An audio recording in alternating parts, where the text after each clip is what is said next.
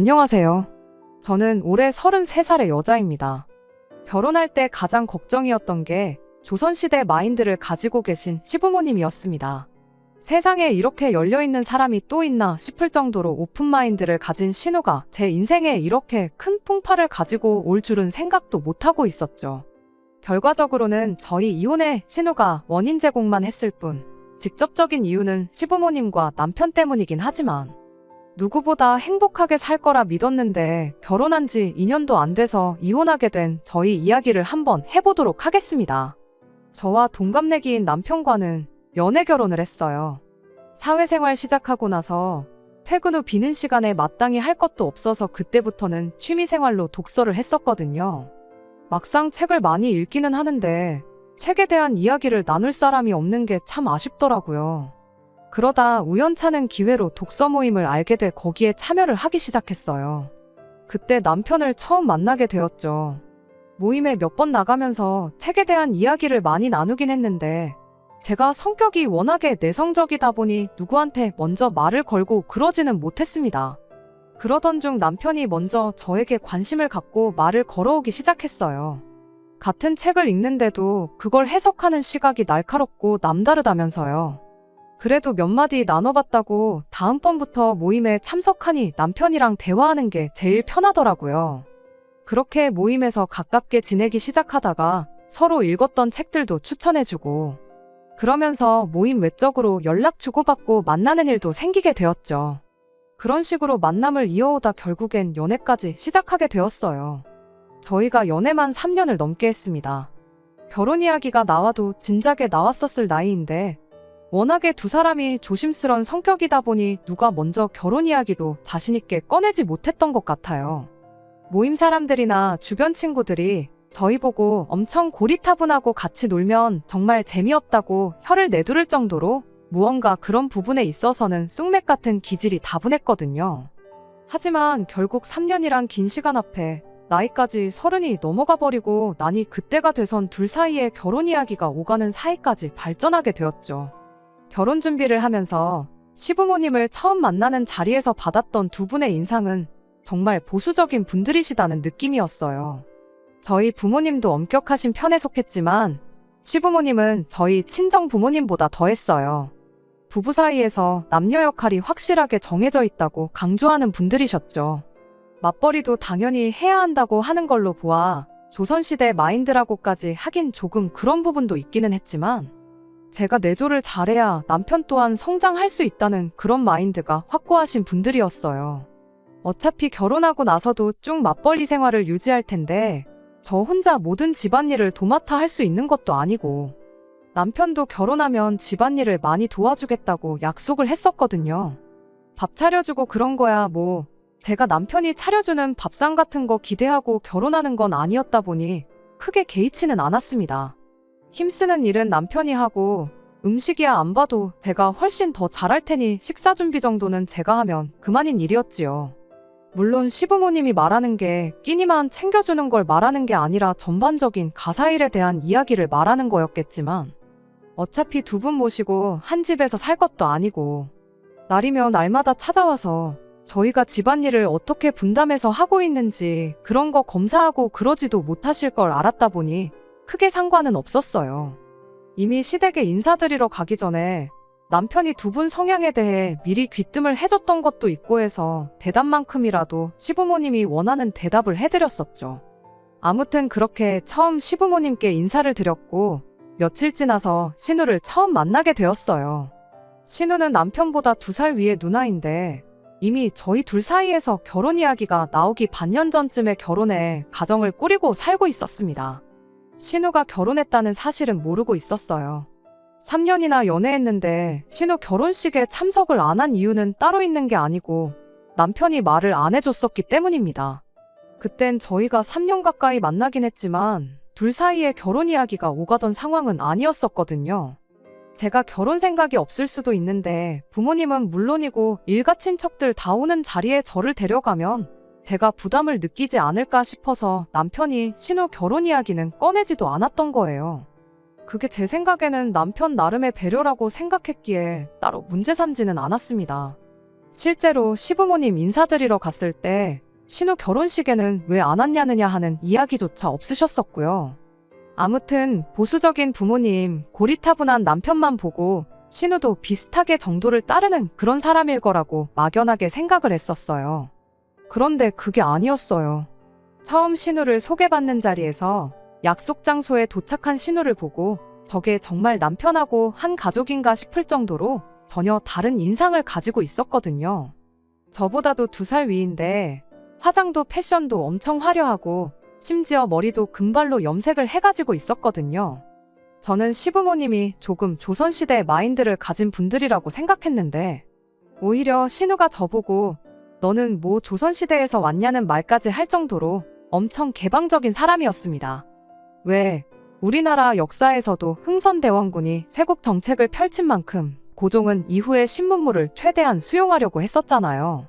워낙에 고지식하고 엄한 부모님 밑에서 자라서 신우가 저렇게 된 거구나 그런 생각까지 들었죠. 잠깐 인사 정도만 나누는 자리인 줄 알았는데 신우가 뭘 벌써 집에 가냐며 자기는 한 번 밖에 나오면 12시는 돼야 집에 들어가야 되는 사람이라고 하더니 이제 어차피 한가족들 사람인데 진실된 모습도 보여줘야 하는 거 아니겠냐며 셋이서 같이 술을 마시러 가자고 하더라고요. 술을 마셔야지 진실된 모습을 볼 수 있다 생각하는 사람들이 있는지도 그때 처음 알았죠. 평소에는 사람들이 전부 가면을 쓰고 가식적으로 행동하고 있다 생각하는 거였을까요? 아무튼 저는 술만큼은 정말 입에도 안 대는 사람이라는 게 문제였죠. 술을 안 마시는 게 모범적인 것이다 하고 금주를 하고 절주를 하고 그러는 게 아니었어요. 제가 그냥 술 자체가 몸에 안 받는 사람이라 정말 술하고는 인연이 없었죠. 어찌어찌 분위기상 소주 한두 잔 정도는 마실 수 있는데 그날 컨디션에 따라서 한두 잔만 마셔도 완전히 정신 못 차리고 뻗어버리는 경우도 허다해요. 그래서 술은 최대한 조심하는 편이죠. 그래서 술은 좀 그렇고 무알콜 맥주 정도는 마실 수 있다고 했더니 취하지 않으면 그게 무슨 재미냐고. 저보고 인생에 진짜 즐거움을 모르고 살고 있다느니 그러더라고요. 가만 보니 31이면 아직 한참 때인데 50는 것도 그렇고 너무 수수한 거 아니냐고. 뭐 조선시대에서 왔느냐고 그러더라니까요. 아무튼 그날 신우가 사람이 부침성이 좋은 걸 떠나서 저랑은 참 안 맞는 사람이라는 걸 그때 처음 알았죠. 그날 이후로 결혼식 올릴 때까지 따로 신우를 만난 적은 없었어요. 이후로 상견례 때는 따로 참석을 안 했고 그 이후로는 결혼 준비한다고 정신없이 바빴거든요. 그 좋아하는 독서 모임도 안 나가고 결혼 준비하는 데만 열중을 했었죠. 그렇게 남편과 결혼을 하게 되었어요. 심해부는 결혼식 당일날 식장에서 처음 만나게 되었어요. 결혼 준비하는 동안은 신우하고 그날 이후로 더 만날 일이 없었다 보니 따로 인사를 나눌 일이 없었죠. 신우의 강렬한 첫 인상 때문에 그랬나 심해부 또한 속된 말로 조금 날티나는 그런 사람일 거라고 생각했었는데 신우랑 부부가 맞나 싶을 정도로 정반대의 인상이었습니다. 동글동글하니 푸근한 인상에 공부도 꽤나 잘했을 것 같은 모범생 이미지였죠. 솔직한 말로 둘이 어울리냐 물어본다면 아니라고 대답할 수밖에 없겠네요. 둘이 나란히 서 있으면 아마 세상 그 누구도 두 사람이 부부라고 생각도 못할 만큼 전혀 다른 두 사람이었거든요. 아무튼 저희가 결혼한 이후로 신은혜하고는 몇 번 만나긴 했지만 대부분이 시부모님이 동석한 자리에서였어요. 그랬다 보니 직접적으로 신은혜랑만 같이 만나 시간을 보냈던 적은 딱 한 번밖에 없었지요. 심해부도 술을 전혀 못하는 사람 같은데 신우는 왜 그렇게 술 타령만 해대는지. 아무튼 만났다 하면 술만 찾는 신우가 부담스러워서 이후로는 신은혜랑 만남을 제가 피하게 되었어요. 하지만 가족들 다 같이 모인 자리에서는 신우도 부모님이 계셔서 그랬나 술을 좀 자중하는 분위기라 그때는 아무 문제 없었지요. 그렇게 온 가족들이 다 같이 모인 자리에서 볼 때마다 느낀 건데 심해부가 신우를 참 많이 아끼고 사랑하는구나 하는 생각이었습니다. 뭐 외식을 가던 시댁에 모여 식사를 하던 그냥 신우 하나만 챙겨주고 그러는 시기였어요. 그래도 명색이 사위인데 장인 장모님 챙기는 척이라도 하는 게 맞지 않나 싶은데 그런 건 하나도 없고 진짜 신우만 그렇게 챙겨요. 예를 들면 뭐 고깃집 가서 외식을 하고 있다 치면 고기가 익는 족족이 신우한테만 덜어주고 신우가 상추를 잘 먹는다 치면 쌈이 떨어지기 전에 몇 번이고 셀프바 왔다 갔다 하면서 리필해주고 그러는 시기였지요. 상추가 한 장 밑으로 내려가지 않고 계속해서 리필이 되는 걸 볼 때면 세상에 이런 애처가가 또 있나 싶었죠. 저희 남편도 저 정도까지는 아니지만 평소에는 저를 잘 챙겨주는 편이긴 한데 시부모님 앞에서만큼은 조금 조심하는 눈치였어요.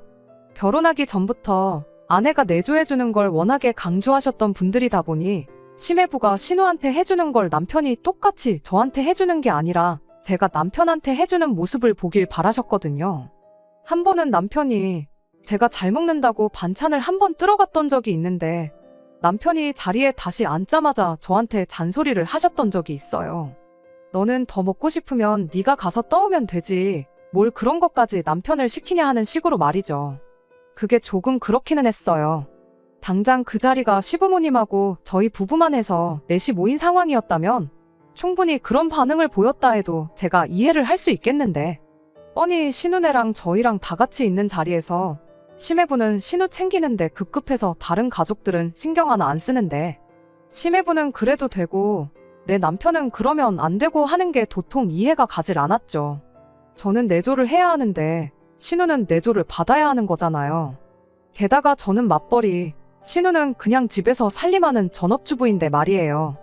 하지만 그렇다고 그게 다르다고 불공평하다고 시부모님한테 따져서 뭐 하겠어요.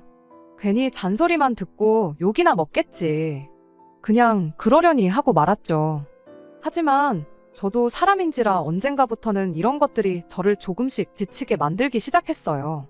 그래도 결혼 직후에는 한 달에 한두 번씩 얼마 안 되는 횟수지만 가족 모임이 있으면 무조건 참석하는 쪽으로 노력을 했었는데 신우는 남편한테 대접받아 마땅하지만 저는 그러면 안 되는 상황이 저를 점점 피곤하게 만들었고 결국 언젠가부터는 시댁 식구들과의 자리를 제가 피하기 시작하는 지경에 이르르게 되었습니다. 아예 시댁 모임의 발길을 끊었던 건 아니지만 한 달에 한두 번씩 있는 자리를 두 달에 한 번만 참석한다든지 하는 식으로 줄이는 시기였죠. 이러나 저러나 맞벌이를 하고 있었다 보니 못 간다고 핑곗거리를 만드는 것 자체는 그렇게 어려운 일이 아니었습니다. 그래도 똑같이 공평해야 한다는 생각에 친정 식구들과의 자리도 똑같이 줄이게 되었고요. 하지만 제가 자기 가족들과 영 가깝게 지내지 못하는 제 모습이 남편 딴에는 많이 갑갑했었던 것 같아요. 은근슬쩍 시부모님이 불편하면 누나랑이라도 좀 친하게 지내면 안 되겠느냐 하는 식의 이야기를 자주 하고는 했었죠.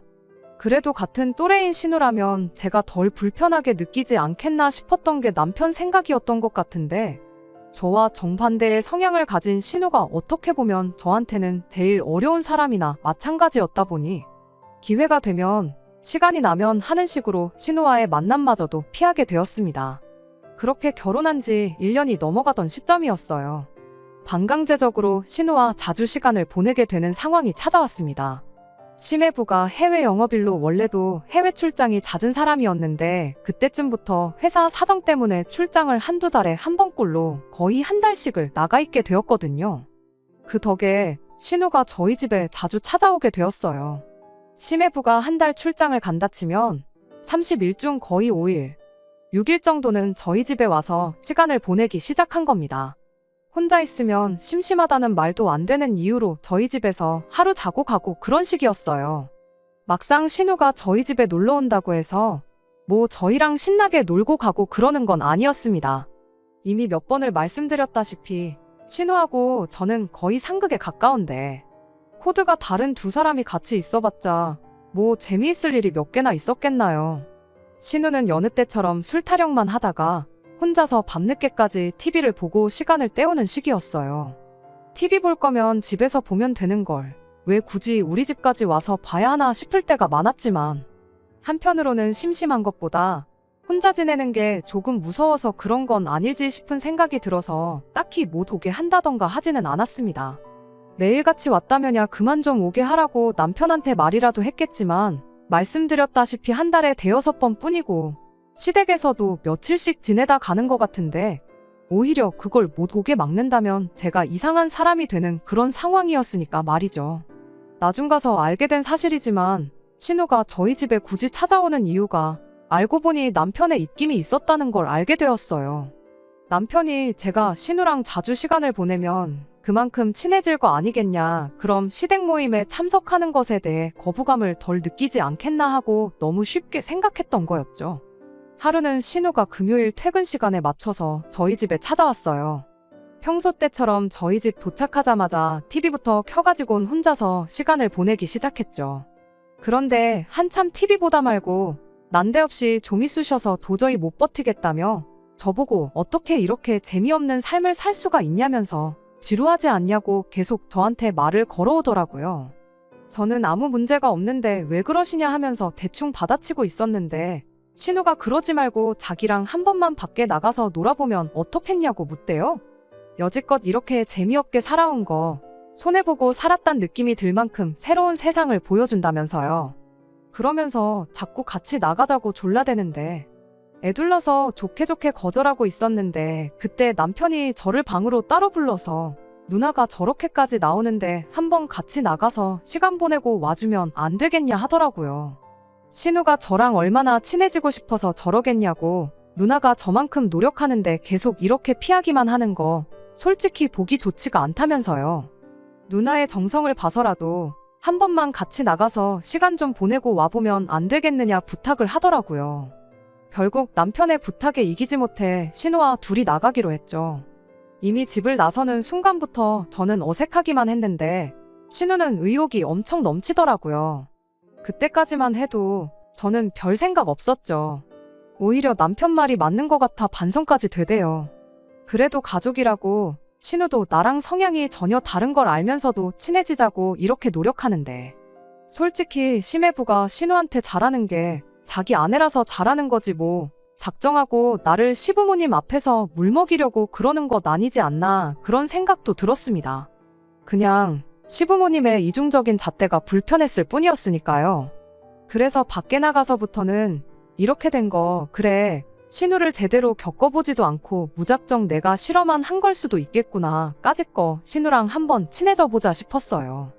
혹시 아냐고 신우랑 친해지면 나중에 시부모님이 심해부와 남편을 두고 이중적인 태도를 보일 때 신우가 나서서 제 편을 들어줄 수도 있지 않겠나 나름 최대한 긍정적으로 상황을 받아들이려고 하고 있었어요.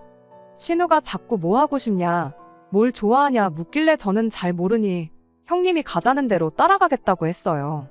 그렇게 신우가 자주 간다는 술집으로 향했죠. 술은 같이 못 마셔줄지라도 술상대 정도는 되어줄 수 있겠다는 생각에 별 생각 없이 따라간 거예요. 그런데 신우가 저를 데려간 곳이 그냥 술집이 아니라 남녀가 합석해서 술 마시는 그런 헌팅 술집이었다는 게 문제였어요. 신우가 여지껏 몰랐던 새로운 세상을 보여준다는 게 난생 처음 보는 남자랑 합석해서 술 마시는 걸 줄은 정말 상상도 못했죠. 아니, 감히 세상 누가 상상이나 하겠어요. 다른 사람도 아니고 지 동생의 배우자를 데리고 나와 합석하는 헌팅 술집에 데려오는 신우가 세상에 어디 있겠나요? 제가 형님한테 미쳤냐고 결혼한 사람이 이런 곳을 왜 오냐고 딴 데 가자고 했더니 이런 데 오면 결혼한 사람이 오히려 더 인기가 많다면서 저보고 결혼 반지는 잘 끼고 왔지? 하고 딴소리를 하고 있는 거 아니겠어요. 그러더니 기어이 남자 2명을 어디서 물어와 합석을 시키기까지 하는 겁니다. 그 와중에 신우가 제 옆에 앉으려는 사람한테 한다는 소리가 제가 술을 2잔만 먹어도 뻗어버리는 애라고 어떻게든 술 2잔만 먹이라는 소리를 하는데 그걸 보고 장단 맞춰주는 것도 여기까지다 싶어서 그냥 자리에서 일어나 버렸어요. 신우가 저를 붙잡아 오겠다고 같이 따라 나왔죠. 신우가 저한테 한다는 소리가 산통 깨지 말고 정 같이 놀기 싫으면 머릿수나 맞춰달라길래 심해부도 형님 이러는 거 알고 있느냐고 따졌죠. 신우는 당연히 알고 있다고 설마 남편 모르게 이런 데를 다니겠냐면서 다 믿음이 있으니까 가능한 거라는 소리를 하대요. 그러더니 저한테 자기가 뭐 이상한 거 할 줄 알고 끝까지 갈 줄 알고 이런 데 오는 줄 알았냐면서 되려 저를 이상한 사람 취급하는 거 아니겠어요? 이야기가 길어지니 왜인지 모르겠는데 합석할 뻔했던 남자 둘이 어슬렁어슬렁 가게 밖으로 나와서 저희 쪽으로 오더라고요. 뭐 술 한 잔도 안 먹고 먹튀당한 줄 알았다며 안주 다 시켜놨다고 얼른 들어가서 놀자길래 저는 그냥 가봐야겠다고 한마디 했어요. 남자들이 그럼 짝이 안 맞아서 쓰겠냐면서 돌아선 제 어깨를 잡았는데 그때 보니까 저 남자들 왼손 약지에도 반지가 하나씩 껴있대요. 알이 크고 반지도 줄이 굵은 게 그냥 커플링은 아닌 것 같고 저 인간들도 결혼해서 가정이 있는 인간들처럼 보였어요. 어처구니가 없어서 집에 있는 가족들 생각하면서 니들끼리 재미나게 놀라고 한마디 했죠.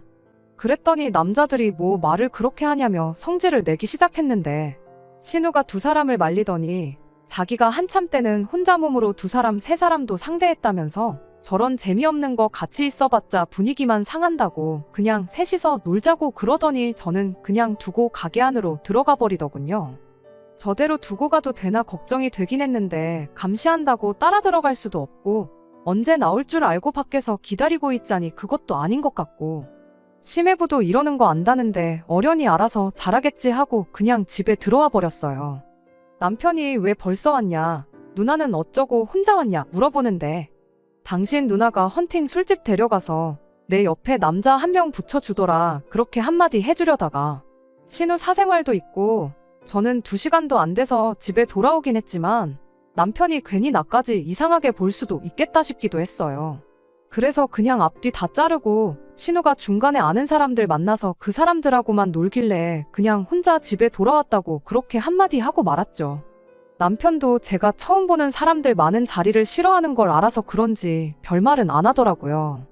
아무튼 그날 신우도 저랑 다툰 게 기분이 상했던 건지 뭔지 모르겠는데 그날 이후로는 저희 집에 더 이상 찾아오지 않게 되었어요. 솔직히 암만 심해부가 해외 출장이다 뭐다 해서 집을 자주 비운다지만 신우가 그런 식으로 찾아오는 게 썩 내키진 않았는데 차라리 잘 되었다 싶었죠. 그 뒤로는 괜히 신우를 보는 게 불편해서 시댁 모임에 거의 발길을 하지 않게 되었어요. 그러다 몇 달 지나 집안에 경사가 생겼다며 시부모님이 자리를 만들길래 그날은 어쩔 수 없이 시댁에 다녀와야 했습니다. 무슨 경사가 있나 했더니 세상에 신우가 임신을 했다는 소식이었어요. 시부모님은 물론이고 심해부도 입이 귀에 걸려서 다들 행복한 표정이었습니다. 그날 자리의 주인공인 신우만 빼고요. 가만 보면 웃고는 있는데 그 표정이 마치 억지로 웃고 있는 듯한 느낌이었달까요? 아니나 다를까 그로부터 몇 달 더 지나서 집이 아주 난리가 나버렸습니다. 시어머니가 다급하게 저희를 집으로 불러내서 찾아가 봤더니 집이 아주 개판 5분 전이 되어 있었어요. 집에는 심해부와 신우는 물론이고 심해부의 부모님까지 있었어요. 심해부 아버지 되시는 분이 집을 난장판으로 만들고 있으니 그것 좀 어떻게 말려달라고 남편을 찾으셨던 거죠. 무슨 상황인가 하니 그날 제 안 좋은 예감이 정확하게 들어맞았던 거예요. 그 기쁜 날 신우가 왜 반쯤 정신 나간 표정으로 웃고만 있었는지 저 혼자서만 생각하고 있던 게 실은 진짜 그래서였던 겁니다. 신우 뱃속에 있는 아이가 심해부의 아이가 아니었던 거죠. 심해부가 신우를 얼마나 굳게 믿고 있었던 건지 날짜 계산도 안 해보고 임신 소식에 당연히 자기 아이겠거니 생각했었나 보더라고요. 그런데 심해분의 부모님은 뭔가 찜찜했었나 봐요. 아들이 출장을 저렇게 다니는데 날짜 정도는 확인해봐야 싶었던 거죠. 그리고 아니나 다를까 날짜를 역으로 계산해보니 앞만 봐도 한참 해외 출장 중일 때 생긴 아이가 아니고선 그 날짜가 나올 수 없다는 걸 눈치챈 거죠. 말인즉슨 신우 뱃속의 아이가 심해부의 아이일 수가 없다는 사실을 알게 된 거예요. 만약 심해부가 신우의 임신 사실을 몰랐더라면 아무도 모르게 그 전에 어떻게든 조치를 취할 수 있었을 텐데 심해부가 임신 사실을 알게 되었으니 신우도 어떻게 대처를 못하고 심해부 아이인 척하면서 어찌할 바를 모르고 정신줄을 놓고 그러고 있었던 겁니다. 그런데 이젠 병원 간다고 해서 해결이 되지도 않을 만큼 시간이 지나버려 어쩔 수 없이 아이를 낳아야 하는 상황이 찾아오게 된 거죠. 심해분의 집에서 당장에 이혼부터 시키라고 난리를 떨었는데 그 와중에 또 신우에 대한 심해부의 사랑은 여전하더군요. 신우랑 이혼하고 싶지 않다고 그냥 내 자식이다 생각하고 키우겠다고 자기 부모님한테 대들고 있는데 그 말이 끝나기 무섭세 심해분의 어머니는 뒷목부터 잡고 쓰러지네 만회하고 있고 콩가루 집안도 이런 콩가루 집안이 따로 없었습니다. 결국 심해분의 집에서 시댁에 조건을 걸기를 애를 입양을 보내던 어떻게든 우리 아들 앞길에 걸림돌이 되지 않게 알아서 처리를 하라고 한 거예요. 그리곤 그때까진 연락도 하지 말라고 한마디 하고 심해부를 데리고 나가더라고요. 그제서야 시부모님도 신우한테 미쳤냐고 제정신이냐고 뭐라 한마디 하시대요. 애 아빠는 누구냐고. 남자 쪽에도 책임이 있는 거니 그 사람까지 한자리에 불러서 상의를 해봐야 하지 않겠냐는데 신우가 아무 말도 안 하고 가만히 있더라고요. 그걸 보고 있던 제가 한마디 했어요. 혹시 그날 만난 두 사람 중 한 명 아니냐고요. 신우는 모르겠다고 대답을 하더라고요. 그 전에도 그 이후에도 그런 식으로 만난 남자가 한둘이 아니고 심지어 그렇게 만난 사람들 연락처도 모른다고 하더라고요. 어떻게 그럴 수가 있냐고 했더니 한 번 만나고 말 사람들 연락처를 알아서 뭐 하겠냐는 소리를 하대요. 그런 식으로 한 번만 만나면 일탈이지만 두 번을 만나면 불륜이라고. 자기도 조심한다고 한 건데 왜 이렇게 된 건지 모르겠다며 짜증만 내고 있는 겁니다. 애 아빠가 누군지도 모른다는 사실에 어이가 없었는데 더 어이가 없는 건 그런 이야기 나누는 동안 온 가족들이 눈이 휘둥그레져서 저를 쳐다보고 있었다는 사실이에요. 그러더니 이 책임을 저한테 돌리기 시작하더군요. 시어머니가 너는 신우가 그렇게 밖으로 도는 걸 다 알고 있었던 거냐고. 그걸 알면서도 어떻게 한 가족이 돼서 신우를 말리지 않았을 수가 있었냐고 하면서 신우가 이렇게 된 게 다 제 탓이라는 말도 안 되는 소리를 하는 겁니다. 어이가 없었죠. 방금 신우가 하는 말 못 들으셨냐고. 그날 말고도 이미 몇 번을 더 그런 식으로 호박씨를 까고 그랬다는데 어떻게 그게 내 탓이 될 수나 있느냐고 따졌습니다만 이미 시부모님한테는 이 일의 원흉이 신우가 아니라 저였고 이 모든 책임을 제가 져야 한다는 식으로 저를 몰아가기 시작했어요. 애 아빠가 누군지는 이제 알 필요도 없는 상황이었죠. 그들 생각에는 원인 제공자를 이미 저로 점 찍어 놓은 상태인데 그게 뭐가 중요했겠어요. 결국 시부모님은 그 책임을 저에게 전부 떠넘기고는 그래도 우리 사위가 우리 딸을 너무나 사랑해서 애만 없어지면 결혼 생활을 이어가겠다고 하지 않느냐고 그게 얼마나 다행이냐고 한마디 하더니 신우애는 저희 호적에 올려서 저희들 자식으로 키우면 되겠다는 소리를 하는 거 아니겠어요? 신우도 그제서야 상황이 어떻게 돌아가는 건지 깨달은 듯 엄마 말이 맞다고 지금 생각해보니까 그동안 그렇게 만난 사람들 전부 술만 마시고 말았었지. 실수했던 건 그날 저랑 있을 때 만났던 두 사람들밖에 없다고. 그렇게 말을 바꾸더라고요. 그때 제가 자기를 제대로 말렸으면 이런 일이 발생하지 않았을 거라며 애는 내가 대신 낳아준 거라 생각하고 자기 배불러 낳은 애를 저희들 자식으로 키우라는 소리를 하는 겁니다. 그 와중에 남편은 암만 자기 가족들이라고 해도 다들 미친 거냐고 한마디를 해줬어도 모자랄 판에 무슨 성인군자가 되어가지고는 생명의 존엄성을 운운하면서 가족들하고 편먹고 저를 설득하려고 들더라고요. 그래도 누나가 낳은 아이면 한 핏줄인데 피가 섞인 가족을 어떻게 누군지도 모르는 사람들한테 키우라고 입양을 보낼 수 있겠냐며. 어차피 너 나이가 33살 나이면 노산이라 임신도 힘들다 하고 아이도 정상이 아닐 수도 있다는데 그냥 누나 아이를 우리 아이라 생각하고 우리가 맡아서 키우자는 겁니다. 남편한테 너도 똑같이 따라서 미친 거냐고. 피가 섞인 게 니네 집 식구들 피만 섞였지 내 피가 섞였냐고 한마디 따졌어요. 33살 나이가 노산인 것도 무슨 뭔 상관이냐고. 네 누나가 암만 젊은 사람인 척 하고 다녀도 우리보다 2살 더 많은데 눈에 뵈는 게 없어서 이제 기본적인 산수도 안 되냐 따졌죠. 그리고 방금 네 누나가 애 아빠가 2사람 중 1명일 거라고 한 말도 못 들었냐고. 그 말대로면 그날 밤에 신우랑 같이 있던 게 둘 중 하나가 아니라 2사람 전부였다는 소리 아니냐고. 그날 보니 그 인간들도 다 결혼해서 가정이 있는 사람들이던데 그런 정신머리 가지고 살고 있는 사람들한테서 나온 아이가 퍽이나 정상이겠다고. 그렇게 네 핏줄이 걱정되고 누나 인생 책임져주고 싶으면 이혼해줄 테니 네 혼자 실컷 하라고 그렇게 말하고는 집으로 돌아왔습니다. 당장에 이혼해야겠다는 생각밖에 없었어요. 집에 돌아와서 남편이 사과하고 생각을 바꾼들 이런 집구석에 한 가족으로 더는 살고 싶은 마음은 없었거든요. 그렇게 집에 오자마자 제 짐 챙겨서 나가려고 짐을 싸고 있는데 말은 그렇게 했어도 지 혼자 독박 쓰려니 그건 싫었는지 제 예상대로 집에 돌아와서 저한테 생각이 짧았다고 사과를 하더라고요. 가족들하고 연을 끊고 산다고 말해도 다시 받아줄 생각 없었는데 그 와중에 지 가족들하고 무슨 이야기를 하고 온 건지. 저한테 한다는 소리가 그럼 딱 몇 년만 아이를 우리가 키우면 어떻겠냐는 소리를 하대요. 우리가 입양해서 키우는 척 해가지고는 일단 지 누나 이혼당하는 것부터 막아주자고요. 그러면 누나가 어떻게든 심해부랑 아이를 만들겠다고 했답니다. 그리고 그렇게 신우랑 심해부 사이에서 진짜 아이가 태어나면 그때 아이를 돌려주면 어떻겠냐는 거예요. 둘 사이에 애까지 생긴 마당에 그렇게 되면 심해분의 집에서도 이혼하라는 말을 못 꺼내지 않겠냐 하면서요. 길어야 2년 정도밖에 안 걸리지 않겠냐고, 그 정도는 할 수 있지 않겠냐고 저를 설득을 하려 드는데, 집에 돌아와서 암만 나한테 싹싹 빈다고 한들 무조건 이혼 말고는 다른 선택지는 없을 것이다. 그 짧은 사이에 마음을 확실히 굳힌 제가 참 장하다 싶대요. 결국 그렇게 남편과는 이혼을 하게 되었습니다. 이혼하면서 끝에 끝까지 시부모님은 모든 문제를 저한테서 찾았어요.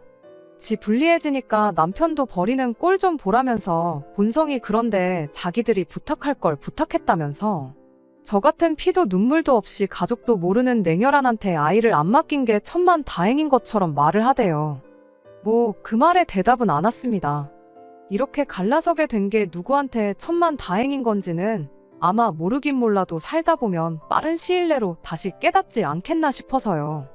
뭐 조선시대에도 대를 이을 장손이 없으면 다른 형제 집에서 아들 자식을 데려오는 경우는 있다고 봤지만, 적어도 그 데려온 자식이 밖에서 데려온 자식은 아니었겠지요. 암만 제가 33 나이로 이혼녀 딱지를 달게 되었다 한들 자기들 편한 대로만 해석하는 썩어 빠진 유교사상 조선시대 마인드를 갖고 있는 집구석에서 탈출한 건 정말 다행이라는 생각밖에 들지 않네요. 안녕하세요. 이걸 후기라고 해야 할지 해명이라고 해야 할지 모르겠는데, 왜 거기서 오지랖 넓게 그날 이야기를 꺼내서 이혼까지 하냐는 댓글이 있어서 이렇게 추가로 글을 남기게 되었습니다.